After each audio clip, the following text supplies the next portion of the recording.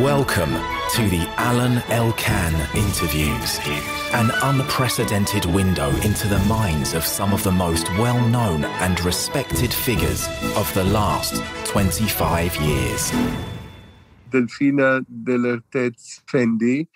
She is in charge of Fendi. She is interested in jewelry, beauty, fashion, women, and all this is in her DNA. So, Delfina, how would you define yourself? Well, I always like my pieces to speak for myself. I think that looking at my collection, you can really see and really understand much of who I am, because what I design, I really design it for a personal pleasure and for a personal exigence. I was raised almost having two different lives, let's say. So I had one part of my childhood spent in Brazil and one part of my childhood spent in Rome. So in Rome, I had the rules. I had, the school. And in Brazil, I was in the middle of the nature, where the only rule was to not come home before sunset. It was a beautiful sense of freedom. And this made me grow and made me sort of build up my aesthetic. I started to be interested in clashes, in absurd combination, in things like this. So who I am, I don't know, I'm a very curious person who likes to go behind things. I am interested not only about the shape and the aesthetic side of things, but I also think that every object, every shape has a deep value, has a deep meaning. And this is what my family taught me. What kind of jewelry is yours, is Fendi's jewelry? Nowadays, in one side, there are jewelers like Cartier, Tiffany, Jarre, who are real jewelers. You come from a family that basically started with furs, and then it became fashion, right? And then you are famous for these specific bags that your mother has invented with double F, the small bags.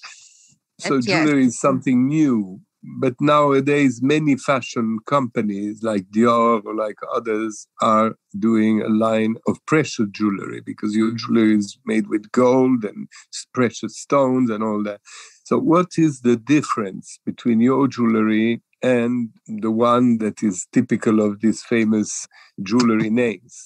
And what kind of jewelry is yours? Is it less expensive? Is it different? It's a different approach, I think. I started to be interested in jewelry, in the jewelry world, because I was finding it less experimental, less innovative, and less creative than the fashion universe, than the fashion world. And to me, coming from a fashion world and knowing the fashion rules, it was natural to me to apply the fashion rules in the jewelry world, to sort of shake it a little bit.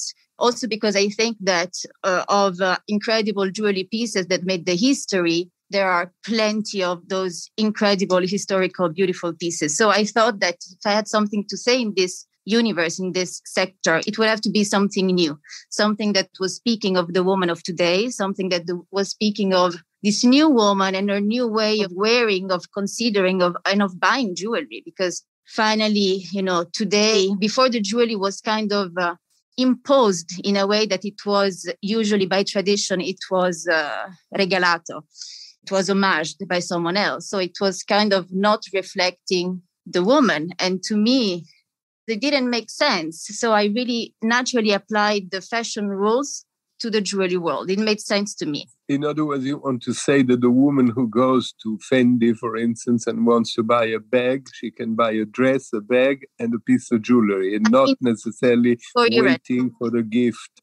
Her father or husband or boyfriend or girlfriend. Women have this, they are liberated from this sense of, having to wait for someone else to decide on what to wear. So I don't think that it takes out meaning from the jewelry, but I think it really gives a new energy and a sense of also emancipazione femminile, which is interesting. And I think that also at Fendi, I don't want the jewelry to speak a different language. So I want the jewelry sector to be as innovative, as experimental, as modern, as contemporary as the other categories. So I think that the difference between the jewelry houses and the fashion houses that also do jewelry is that the fashion houses also do custom jewelry, which is, as well as fine, of course, which is a great exercise. In the fashion department, let's say there is more room for experimentation, for creativity. Also, the time of the manufacture are different.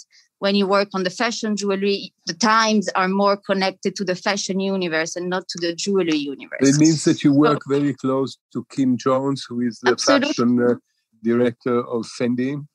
Absolutely, with Kim Jones and with my mother, Sylvia. It's a teamwork, but still, we all put our individual vision into this new Fendi woman. So we imagine this Fendi woman together. And this is really, really exciting. And I am honored to be part of this new Fendi chapter. So I think talking about the difference is that I can really experiment a lot with the fashion jewelry, go deep in my ideas, and then bring those ideas into the fine universe. Women have changed a lot over the years in their role in society, as you somehow mentioned before. And I guess the jewelry they wear has also changed, right? There has been a time where women used to wear jewelry to go to big parties, to balls, to things like that, which then stopped because, there was a kind of morale and saying, no, we own jewelry, but we cannot wear it because it's too ostentatious, it's not good. Let's say, to take a terrible example, nowadays we're in the middle of a horrible war. Maybe people do not want to show their jewelry or to go to parties in particular. So your jewelry is different from that? Responds to the needs of the society. I think that fashion as the jewelry world are some sort of anthropological sort of clocks, let's say. You can really understand the society by looking at the evolution and the transformation of the jewelry. And this is really interesting. And my pieces I don't think that this distinction of jewelry for the day or jewelry for the evening exists anymore. I think that people want jewelry that are versatile, that correspond and really respect their need. I think our lives have changed, of course. If the jewelry was before connected to the evening more than the day, now I think that there are a lot of day jewelry today. And I'm more interested also on working on things that you sort of wear on your everyday life and that that's really what you're doing now. And intimate. Yeah. And they become more personal, almost like an extension of yourself. And this means that it's also more challenging because you have to work on the comfort as well.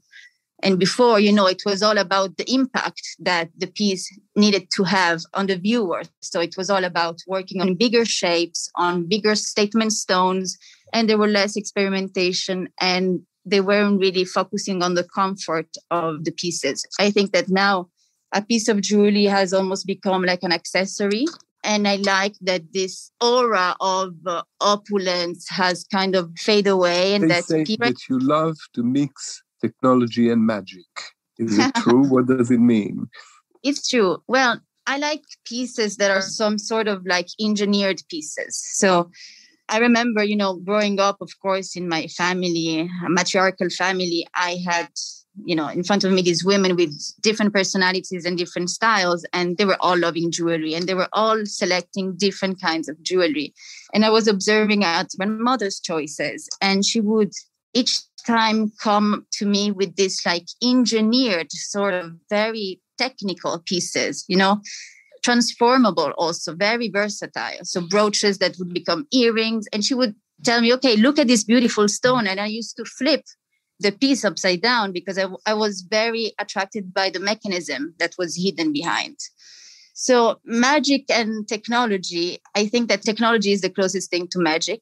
And I used to apply and use technology for my presentations, not for my jewelry. For my jewelry, I try to use the illusion, which is connected to magic. It's not connected to technology. Technology is part of my creative process and productive process because, of course, I use innovative, some sort of techniques, even though everything is made by hand. Everything is made in Italy. Everything is made actually in Rome. So it's the l'estremo del made in Italy. So every piece is infused of human warmth. Even at Fendi, everything is made by hand. If it's fine, if it's fashion, if it's couture, I don't really do this distinction. To me, every piece is treated as noble as the other. Any material. But you have favorite metals, woods, stones. In this, I am very much classic, I have to say, meaning that I like the classics to be mixed with any kind of material. I like the materials and shapes that have this strong attitude, un carattere un po' mutevole, forte. I am interested in mixing, gold with wood, for instance. And I think this comes from my childhood, from the way I was growing up and from the way I was respecting any kind of material and treating it as precious. So I am obsessed by gold. I think that gold has it's imperishable. And I am interested in shaping things, in putting my effort on designing objects. And sometimes it could take you even 6 months to accomplish one piece. Pieces that will last forever, But what about the stones? I really like the absence of color of the white diamond. It's like select stars each time, There is something that truly fascinates me. And also it's the stone of the warriors. It's called the Sword of the Warriors, and it has this poetic and romantic aura, but in reality, it's a very strong stone. Gold and diamond, they're the basic elements. But also resin, why not? Let's also add some, innovative material. Resin, it's very interesting, and I've been using resin a lot. It's a way to create some sort of fossils of today, because in the resin you can englobe anything you want, even things that are organic. It's like creating fossils, really. Because obviously you give very much importance to what is sustainable, organic nowadays, right? Absolutely. Also, the gold that I use, it's a recycled gold. And it's fundamental nowadays. It's fundamental. It's an added value, and it's something that especially the younger generation really require. But it's only gold, or also silver or platinum or the... So for Fendi, I use any kind of material, really. From the gold to the platinum, to the plexiglass, to also the glass. I've been using Murano glass for my first couture. Yeah, because you worked in Murano for a few years, right? You went there to study. I didn't go there to study. I went there for the first couture. I did some jewelry in Murano, so some glass jewelry. And it was really emotional because it was during the first lockdown. So I had, let's say, all Murano for me. It was really me and Venice. I was in Venice by myself. And it was a wonderful experience to get closer, to this material that I didn't know, understanding it and transforming it, I chose the glass because I wanted a material. I wanted to transform a material because, at Fendi, we have this motto, which is nothing is what it seems. And we like to transform materials, like a feather that can look like a fur and things like this. So I wanted the glass to look as marble. So it's like taking the material somewhere else, let's say, and it's adding this surprise effect to a material, which is very dear to Fendi, which I think is the essence of the Baroque. So it's very Roman. It's something we always look for. So I wanted to really work on a material that looked fragile, but also very solid at the same time, because I wanted the material to reflect the different shades, or actually the opposite of the character of the soul of Virginia Woolf. And it was incredible. So any material can be part of a couture collection, let's say, because couture are the best platform for experimentation. And it's the platform of freedom, basically. When you were very young, at that time, just a few years after you started the jewellery, two iconic pieces of yours, which maybe you want to describe. One is the Kiss of Frog, and the other one is the original scene, were purchased and exposed at the Musée des Arts Décoratifs, which is quite rare for a young debutante, because this was really the beginning, and suddenly the very famous and important museum acquires two of your jewelry pieces. What's so special about those two pieces, and how did it happen? Well, I think more than the two pieces, which of course I believe they were special, but it was a very precise moment in the jewelry world. It was when, the jewelry world sort of connected to the fashion universe, to the fashion world. I don't want to take tutti I premi, per carità, però I think that because I knew the fashion rules and because I knew how to move in the fashion system, because I didn't know any other universe, it made sense to me to present my jewelry collections during Fashion Week and to sort of stage some kind of shows, let's say, and not do the classic jewelry presentation in a static way or in a window case. So I really staged each time some sort of immersive universes. And one of them was actually showed at the Musée des Arts Décoratifs. This was after they acquired the piece. And so I think it was a way to sort of liberate the jewelry from this sort of very traditional. And you use very famous models at a certain time, no? Like Kate Moss or Naomi Campbell, to wear your jewelry, right? Yes, they do wear my jewelry, well, especially on the couture shows. It's really nice to be able to work and to imagine these pieces on these women who are some sort of muses and there are some sort of goddesses, But at the same time, what interests me is to see really those same pieces that are worn and understood and acquired by normal women, and that they decide to sort of collect these pieces for their lives. So when we create jewelry for the haute couture, they are all unique pieces or really limited series. So yes, it's fantastic to be able to have them in my ideal woman, let's say. When you say that you are going with the time in which we are living, which is obvious, many years ago, you insisted on the single piercing earring. And this is one of your icons, right? The idea that a woman can wear only one earring. Mm-hmm. Or maybe two different ones, not necessarily a couple, the same ones into not 2 years. A pair, but a different pair, a mismatched pair. Right. The perfection annoys me. So to balance things and to be too balanced, I just don't like it. There needs to be something wrong. There needs to be something twisted.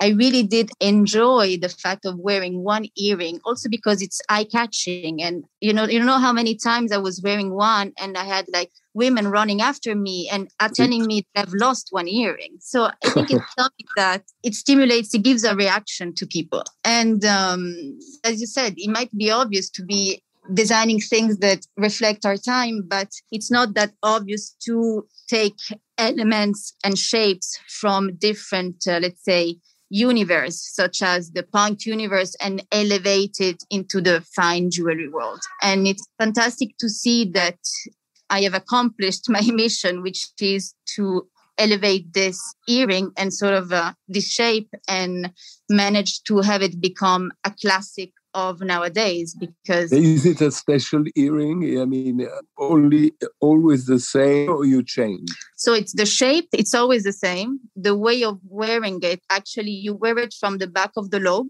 and usually earrings are worn from the front.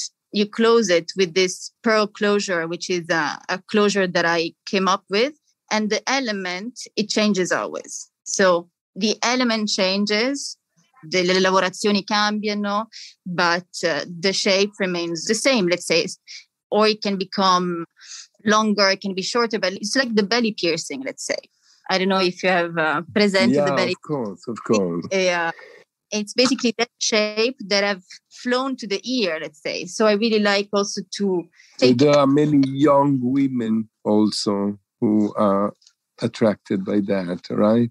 But so, in other words, what you said is that jewelry is a long story. I mean, Coco Chanel, Yves Saint Laurent, Dior, and the others are proved, that there is no fashion without jewelry.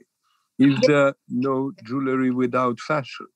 They go together, I think, especially now that fashion houses, as you said, started to work on the jewelry. And it also depends on what kind of jewelry we talk about, if it's the high jewelry or jewellery, or if it's the fashion jewelry, because they all have different rhythms, of course. So sometimes a piece of jewelry can suggest a garment or an accessory can suggest a piece of jewelry. I mean, jewelry gives this kind of new rhythms to things, and they are both fashion and jewelry, silent, but strong ways of communicating, no? They're like silent storytellers. I mean, let's also think that l'uomo prima di vestirsi si è messo gioielli. Quindi, yeah, but that's what you say. I mean, jewelry is very ancient. If we look at the Egyptians, for instance, or other civilization even before, they always had fashion and jewelry in a way. I mean, fashion was not like today. It wasn't prêt-à-porter. It was a different world. Mm-hmm. But women, we can see in museums very, very old jewelry, rings and things. So this is also men and were wearing jewelry. Actually, men were the only one wearing jewelry. And the more jewelry they were wearing, the more power and the more masculinity and virility they were emanating. So it's something that had belonged to the male universe before then to the women's universe. But also the designers, the jewelry designers, let's think about from Benvenuto Cellini to Jar, were mainly men more than women. So this new wave of contemporary and young female designer is something that really arrived when I also started working, because, of course, we had Elsa Peretti, of course, we had some other great fashion designers that were doing incredible jewelry. Elsa Schiaparelli is an example, Belperron. I mean, we have so many. But before, it was a male sort of oriented. Yeah, but in today's society, genders are very fluid, right? Yes. So is your jewelry fluid? I don't do a distinction. It's just one brand. I have many male clients who are mostly also collectors. So they buy for the pleasure of buying a beautiful shape. It doesn't mean they have to wear it. It doesn't mean they have to gift it to someone. It's just for the pleasure of having there, sitting at home. And this is beautiful also because I give great importance to the piece when it's worn and when it's not worn. And it's very liberating also, finally, Is your jewelry very expensive compared to the jewelry that you go, as we said at the beginning, right? You mentioned Jar, but there are others like Bulgari, or is your jewelry comparable in prices? It's very democratic. I have to say, I like to have this sort of democratic approach. And as my also customer is very wide, so it can be from the girl from 18 to the teenage to her grandmother. So I really like the concept that no matter what, you can always find something. So I can't compare myself to those big homes and big names, big houses, because we have a different approach. And I don't do haute jewelry. I mean, I am maybe a mid haute jewelry. I am a fine and a mid-fine, let's say. So I can't compare. One day, maybe we can have another conversation in some time. But for sure, I work with a lot on unique pieces. This is for sure. So, of course, that's where the prices really go up. But I think my prices are very affordable. Of course. You have a lot of competition in your, let's say, range of jewelry. Who are your competitors? I wouldn't say competitors, because what it is to be a competitor, I create what I can find elsewhere. So to me, if it's a competitor, it means that magically we had the same idea at the same time. I don't know. I mean, to me, I don't have competitors. I think that I am happy to be part of this exciting new wave of female young designers. I think that we all together are bringing a real change to this.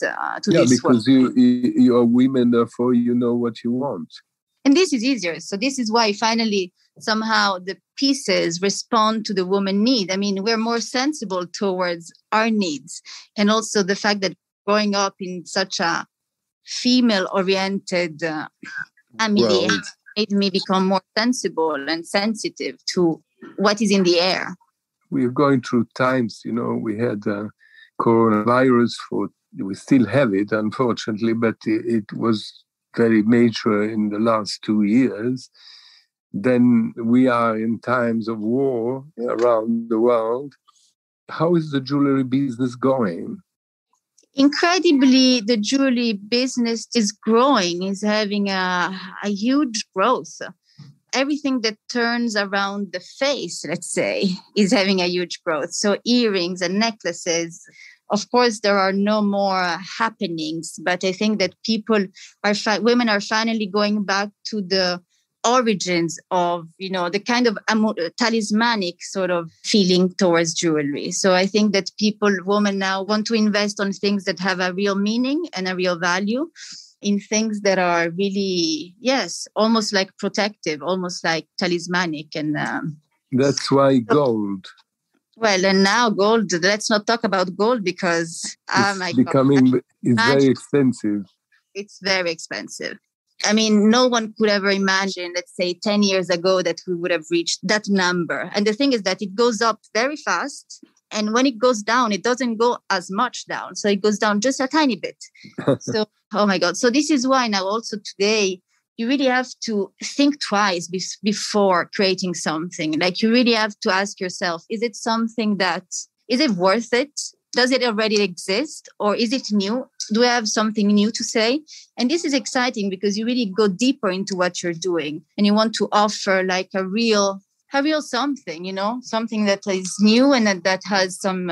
Has inflation a lot of influence on your business? Inflation makes prices of raw materials and all that go up. So you probably have to put your prices up too, right? And is it going to be influential, and are you going to lose clients? Or where are your most important clients at the moment? In Europe, in Asia, in America? Where? I would say an European connected brand. Even if today, with the internet, I don't have any more a specific clientele. I think that, of course, inflation has a deep impact more than on the prices, on my creative, let's say, approach also. There's no way now you can think of pieces in a large scale when you work with gold. Everything has to be more minimal, more subtle, a whispered preciousness, let's say. And which is beautiful. It's interesting because that's what makes it. So the jewelry now, it's the moment of, let's say, all these small, tiny things, delicate things, which I think makes them even more personal and more intimate for the woman. But who are your women or your men? Who are your clients? Are they the same in Italy or in Europe in general or in other countries? I'm really truly inspired by women, and my work is an homage that I pay to them every day. I really observe their transformation, let's say, and their new way of being, their new way of wearing, of buying. And my client I think it's a dynamic and ironic woman, because there is also this sense of irony in my pieces. And I like anyone who is out of the ordinary, let's say, someone that can be bold and do not really conform to anything. And also people who actually can look beyond or behind il valore intrinseco delle pietre, del gioiello, ma that really appreciates also the preciousness of the design, of the thought. So it really people who give value to the design itself and to the idea. I have many women who call me and asking me for special pieces, and I do enjoy this. It's an exchange. It has to be an exchange, and I really love people who think in a different way. You contemplate nature, and you're very inspired by animals and insects, even in your work. In the same time, they say about you that you are surrealist, that you are Baroque, as you said before, that you are Roman. I mean, how do you feel? I mean, who are you in your jewelry? I am someone who doesn't want to be not even categorized. So one day is one way, another day is another way. Yes, I think the moment you think that I am something, I go the opposite. I don't know. It's But fun. women, when they come into a shop, men, women, for a gift for themselves, what do they look first? They look for a ring, they look for a bracelet, they look for a chain. They look for earrings. What is the first desire? Which is the most desired piece of jewelry? I think it's the ring, because in a way they are very personal. They're the most personal piece of jewelry ever because it's full of meaning. By tradition, it's full of meaning. And I really like their secretive sort of aspect and their intimacy. I think that the ring as the bracelet, it's something that you wear for the pleasure of looking at it, because you can't look at earrings, you can't look at necklaces. So it's something, connected to yourself. And it's something that speaks of the woman who is wearing it. I think that observing a woman's hand is almost like doing an inverted palm reading, The rings are silent messages.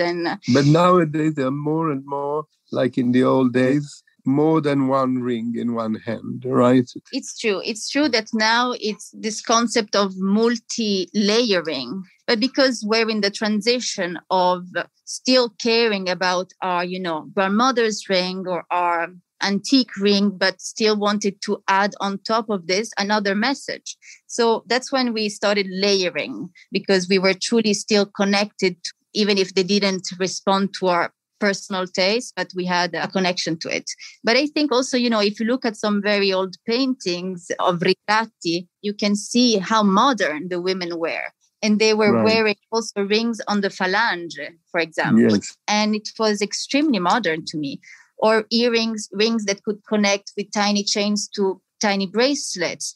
But let's look at the other society and let's look at how they were stacking necklaces in Africa on their neck or stacking earrings on their ears. Let's look at the Indian tradition of wearing jewelry. So nothing, in other words, like gattopardo, no? Nothing has to change in order to change everything sometimes, no? I mean, you cannot avoid to go back, because after all, a ring is a ring, a necklace is a necklace, and you reshape it. So that's what you meant, saying that the shape is very important, right? That the architecture, the technology of the object itself is important, right? Because that's different. I am really, as I say, in reshaping the traditional codes of the jewelry world.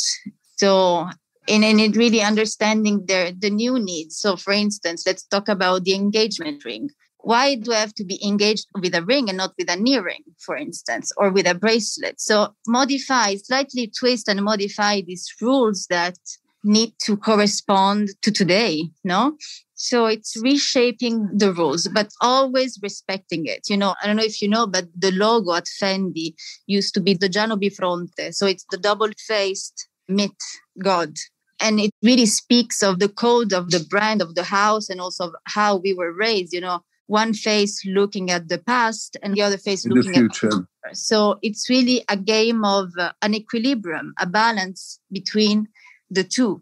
So always looking at the past, respecting it, but giving it... How is your personal equilibrium? I mean, where is your balance? Who are you? In not having it, in being, very adaptable to situations.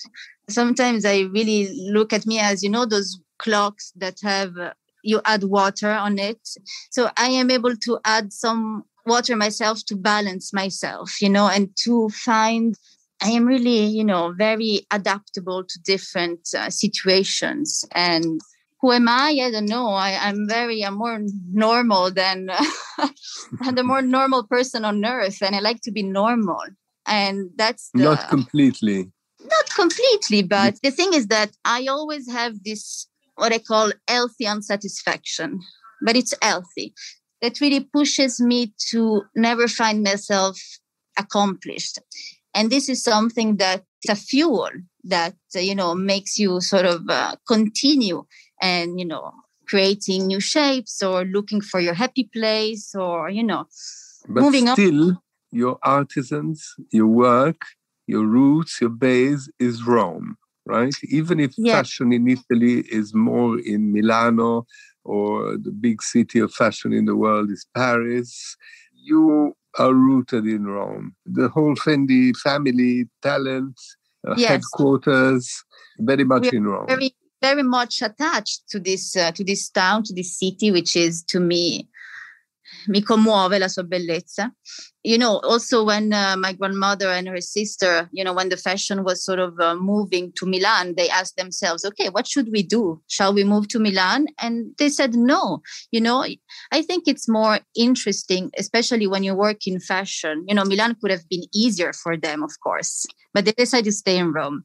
When you work in fashion, I think it's really nice to be an outsider, especially because when you work in fashion, there is the risk of looking all in the same direction, And in Milan, it's pretty much, I would be afraid of moving to Milan or to Paris while working in fashion. Or your artisans are in Rome, no? Your they crafts. are in Rome.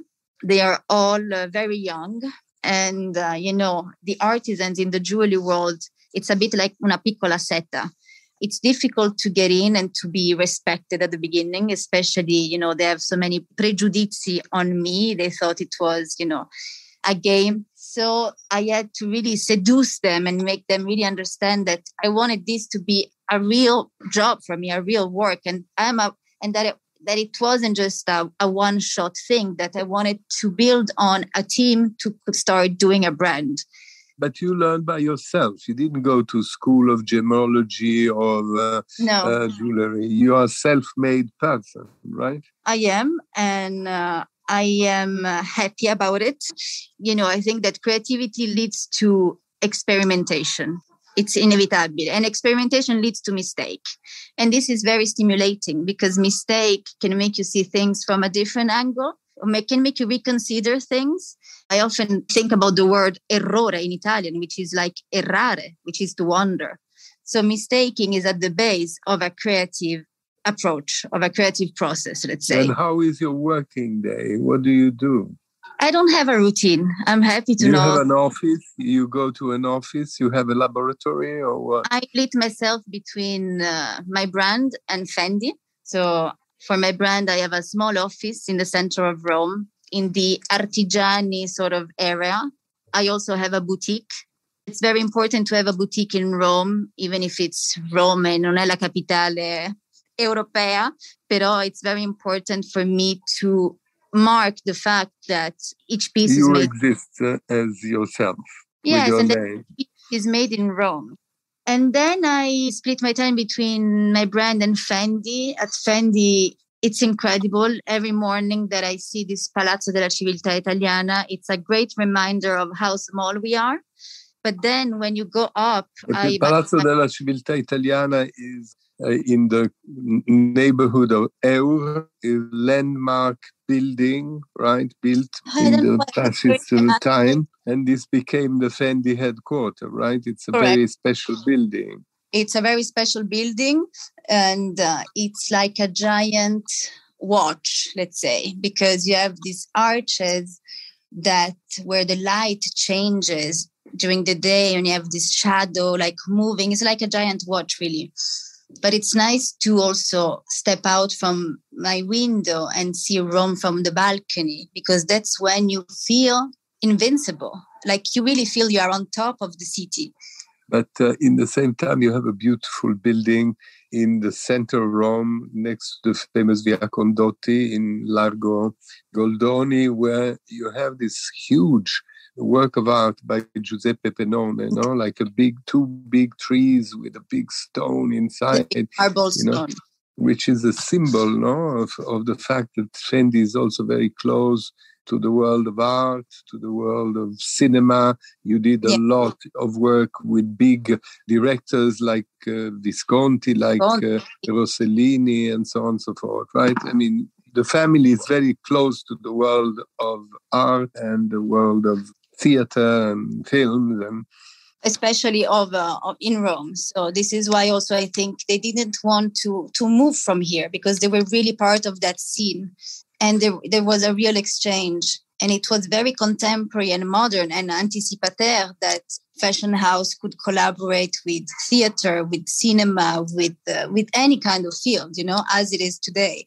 it was very exciting. I think my grandmother and her sister had the best time and the best. To have a mother like yours, who's still working inside Fendi, who's famous designer. She invented, I think, this famous bag. Baguette. The baguette, right. Who has been an icon, sold everywhere. You feel judged. You feel free. How does it work, this woman over generation work? All these women working together, mother, grandmother, daughter, grandchild. Well, it was also very balanced. I mean, it wasn't only women. It was very much balanced with the presence of a man all the time. Fendi is a beautiful story of women, of course. My great-grandmother was a real example of emancipazione femminile, at that time when the power was in the hand of male. She had these 5 daughters that I think let her raise her daughters with a sort of different attitude, but sort of to prepare them to find also a place in a male-oriented world. So to me, I am happy. And of course, this contributed to the emancipation, not only in society, but also in the world of, come si dice? And I am happy today to contribute and to continue this story. And of course, everything is very familiar here to me, even though today the house doesn't belong to us anymore, but belongs to LVMH family. Familiar, but doesn't mean that is facilitato. I still feel the pressure, and I feel that I'm winning over the prejudice that people have over the daughter of. I think that when you have this name, you never know if you're called because of your last name or because of your talent, even though I don't think that talent is passed through our DNA, but it's a process. It's a process of observation. Also because fashion and creativity didn't interest my brother or my sister. So I was the only one interested in this. It's beautiful to work also with my mother because we have this sort of very direct way of saying the truth, But in the same time, you found your own niche, your own specialty, which was never before. Also, you want to fly with your own wings, right? Because you're not only doing Fendi, but you have your own brand. And also because, I had to be sure that I liked this because I don't think you like it. I'm obsessed by the jewelry, I have to say. I love to apply my obsession in the fashion world. This I truly enjoyed because I love this dinamicità, questa energia, questo cosa di proprio di dire, okay, what's next? But for you, gold and diamonds. Yes, please. Thank you. Thank you. Alain Elkann interviews.